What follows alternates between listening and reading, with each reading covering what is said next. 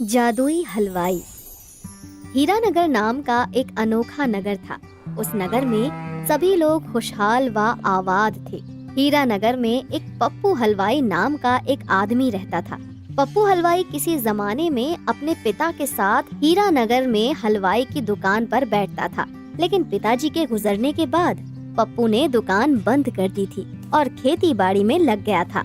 एक समय की बात है, समय अपनी गति से चल रहा था और एक दिन ऐसा आया कि उस नगर में भुखमरी फैल गई और खेती बाड़ी का सारा काम बंद पड़ गया।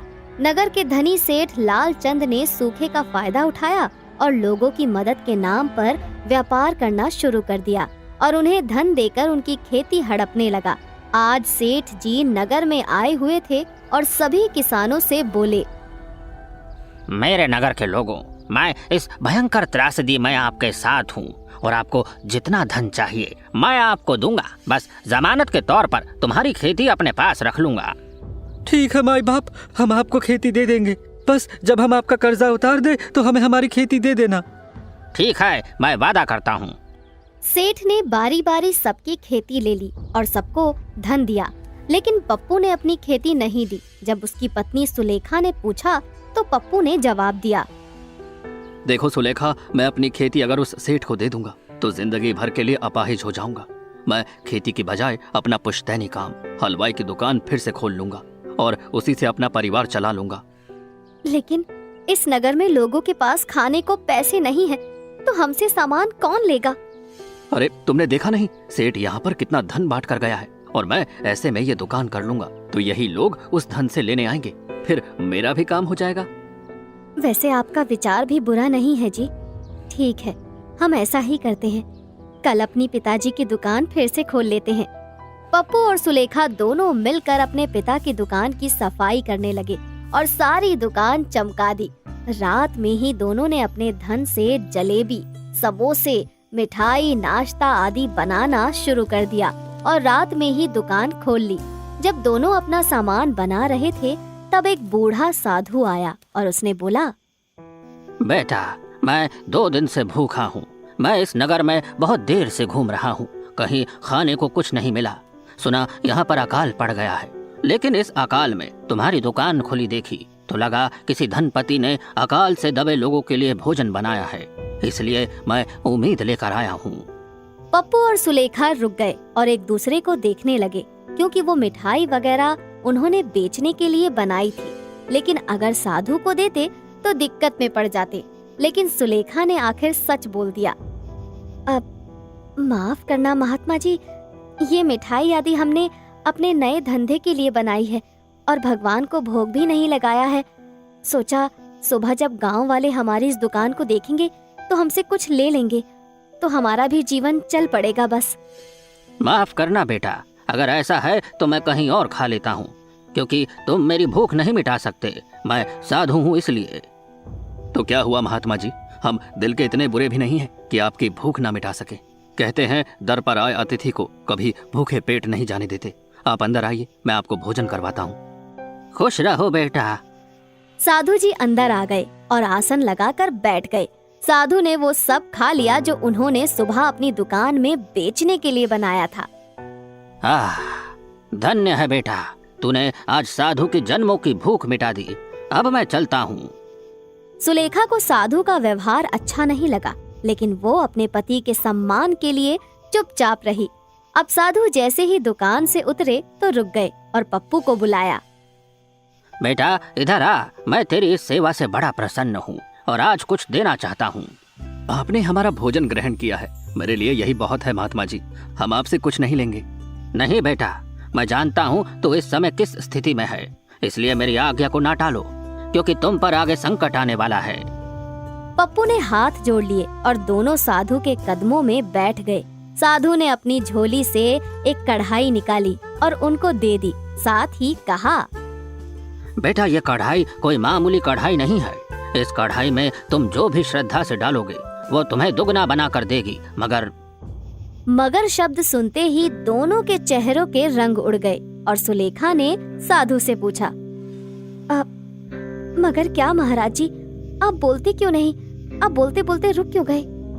मगर ये बेटा, अगर लालच में या किसी ने जोर जबरदस्ती से इस कढ़ाई को चुराने या इसे नुकसान पहुंचाने की कोशिश की तो उसी पल जिसके पास ये कढ़ाई होगी वो कोढ़ी और कंगाल हो जाएगा और ये कढ़ाई वापस मेरे पास आ जाएगी।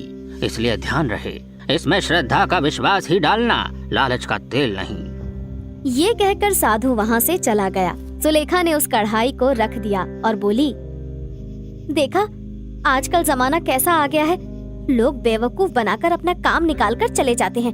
हमने इतनी मेहनत से ये सब बनाया था, लेकिन अब क्या करेंगे जी। अरे सुलेखा, तुम इतनी दुखी क्यों हो? अगर किसी का पेट हमारी वजह से भर गया तो इसमें इतना सोचने की क्या बात है? अरे हमें तो खुश होना चाहिए कि हमारा पहला ग्राहक एक साधु था जिसने इस दुकान में कदम रखकर हमें आशीर्वाद दिया है। अरे अब सब कुछ छोड़ो और जो बचा है उसी से थोड़ा बहुत बना लो, कुछ पल बाद सुबह होने वाली है। पप्पू और सुलेखा के पास कुछ तेल राशन ही बचा था जिससे उन्होंने बनाना शुरू किया, लेकिन थकान की वजह से उन दोनों की आंख लग गई और उनके बनाए मिष्ठान को एक कुत्ते ने आकर खा लिया। तभी सुलेखा की आंख खुल गई और वो बोलती है, अरे देखो जी, इस कुत्ते ने तो हमारा सब कुछ खा लिया। पहले वो साधु आया और अब ये, लगता है हमें दुकान नहीं खोलने का संकेत है ये सब। नहीं, ये दुकान नहीं, ये संकेत है कि हम मन में विश्वास रखें और आगे बढ़ें। लेकिन अब आगे कैसे बढ़ेंगे जी? सुबह भी होने वाली है और अब तो राशन के नाम पर बस ये एक मुट्ठी बचा है। इसमें हम क्या खाएंगे और लोगों के लिए क्या बनाएंगे?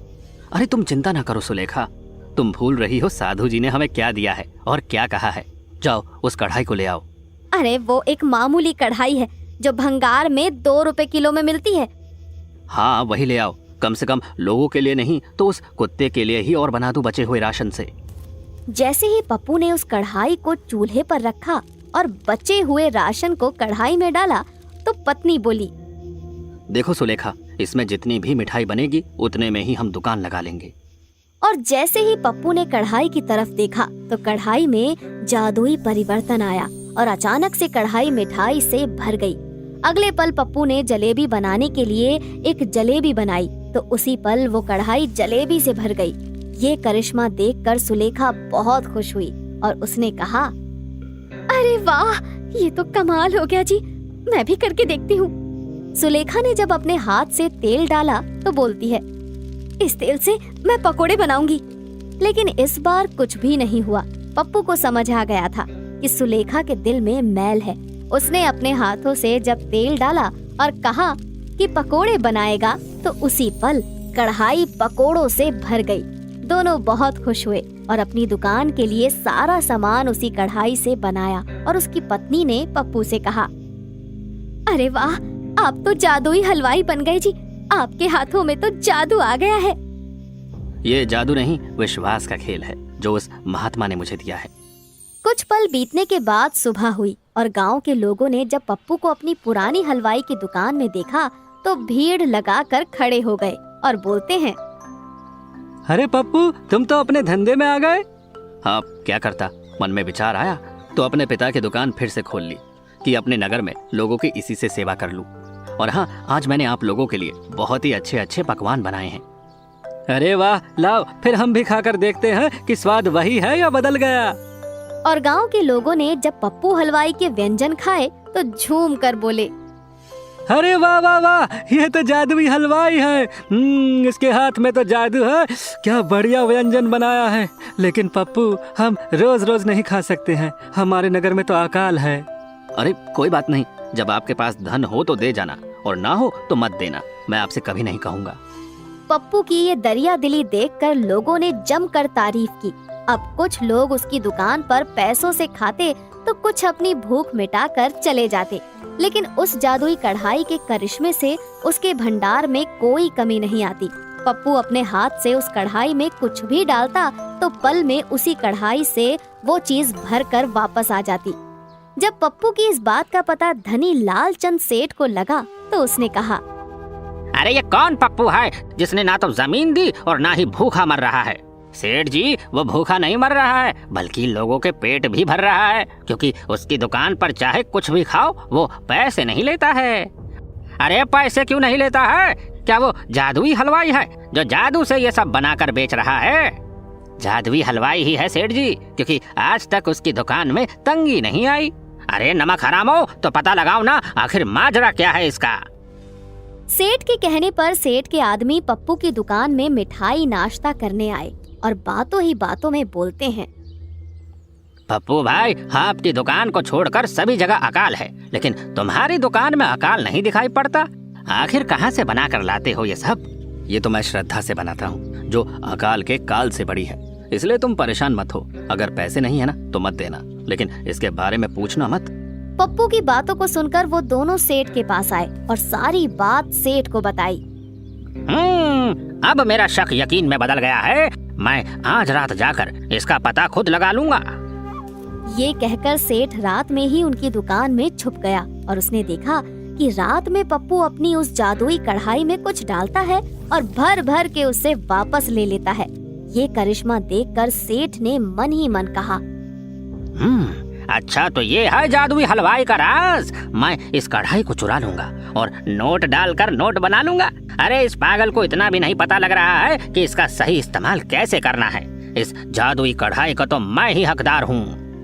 और सेठ मौके के इंतजार में बैठ गया, लेकिन उसके हाथ मौका नहीं लगा, क्योंकि पप्पू कढ़ाई से काम करके उसे अपने साथ घर ले जाता था।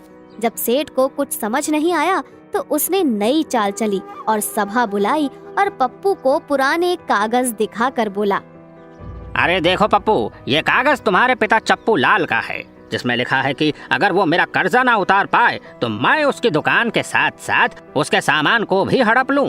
इसलिए आज से उस दुकान और सामान का मालिक मैं हूँ, चाहे उस दुकान में एक कढ़ाई ही क्यों ना हो। लेकिन बाबूजी ने तो कभी इस बारे में बताया नहीं था। अरे बाबू ने तो मरने के बारे में भी नहीं बताया था, फिर भी मर गए ना। देख मेरे पास ये कागज हैं और कागज के हिसाब से मैं अब उसका मालिक हूँ, समझे। सेठ ने उस दुकान को पप्पू से धोखे से हथिया लिया और दुकान पर कब्जा कर लिया, साथ में उस जादुई कढ़ाई को भी ले लिया। पप्पू की पत्नी सुलेखा बोली, ये क्या, वो कढ़ाई तो हमें साधु ने दिया था ना, उस पर इसका हक कैसे हो सकता है जी? अरे हक तो उसका कैसा भी नहीं है, पर उसका भाग्य ये सब करने को कह रहा है। शायद उस साधु ने इसी दिन के लिए मुझे कहा था। सेठ ने दुकान की चाबी ली और कढ़ाई को लेकर घर आ गया और उसने सबसे पहले कढ़ाई में सिक्के डाले, लेकिन कोई हरकत नहीं हुई। उसमें धन भी डाला, फिर भी कुछ नहीं हुआ। उसने राशन पानी सब कुछ डाला, फिर भी कुछ नहीं हुआ। अंत में सेठ के आदमी ने कहा, सेठ जी, ऐसा तो नहीं है कि सिर्फ पप्पू के हाथ से ही ये कढ़ाई चलती हो। उसी को बुला लो और धन को बढ़ा लो। ठीक है, उसे लेकर आओ। सेठ के आदमी अब पप्पू को पकड़ कर लाते हैं, लेकिन पप्पू ने धन सिक्के डालने के बजाय राशन एक मुट्ठी डाला तो उसी राशन से पकवान बनकर तैयार हो गए, जिसे देखकर सेठ को क्रोध आया और वो बोला, अरे तू क्या जादुई हलवाई है जो ये कढ़ाई तेरा कहना मानती है, मेरा नहीं। सेठ जी, ना मैं जादुई हलवाई हूँ और ना ही ये जादुई कढ़ाई है। इसमें श्रद्धा से जो भी डालोगे ये वो आपको देगी। अरे तेरी श्रद्धा गई भाड़ में और ये लोहे की कढ़ाई गई नाले में। जैसे ही सेठ ने उस कढ़ाई को गुस्से में छुआ, वैसे ही सेठ कोढ़ी बन गया और पल में उसकी काया पलट गई। सेठ भिखारी बन गया और वो कढ़ाई भी वहाँ से गायब हो गई। सेठ को कुछ समझ नहीं आया और वो बोला, अरे ये क्या हुआ? मैं कौड़ी कैसे बन गया? ये तुम्हारे कर्मों का फल है। अगर तुमने उस जादुई कढ़ाई का इस्तेमाल लोगों की भलाई के लिए किया होता तो आज तुम राजा होते, लेकिन तुमने लालच में कढ़ाई का इस्तेमाल किया और क्रोध में उसका अपमान, इसलिए तुम्हारी ये हालत है। ये कहकर पप्पू चला गया। सेठ को समझ आ गया कि उसने लालच के कारण अपनी दुर्गति कर ली थी। वो इसके पश्चाताप में गांव के लोगों के खेत वापस करने लगा, लेकिन उसकी करनी का फल फिर भी कम नहीं हुआ। इधर कढ़ाई चले जाने का पप्पू को बिल्कुल भी अफसोस नहीं था। उसने वही श्रद्धा अपने मन में रखी और एक दिन उसे उसके पिता की उसी दुकान में गड़े हुए सोने के बर्तन मिल गए, जिससे उसकी गरीबी दूर हो गई और गांव से अकाल भी दूर हुआ। लेकिन सेठ की काया नहीं बदली।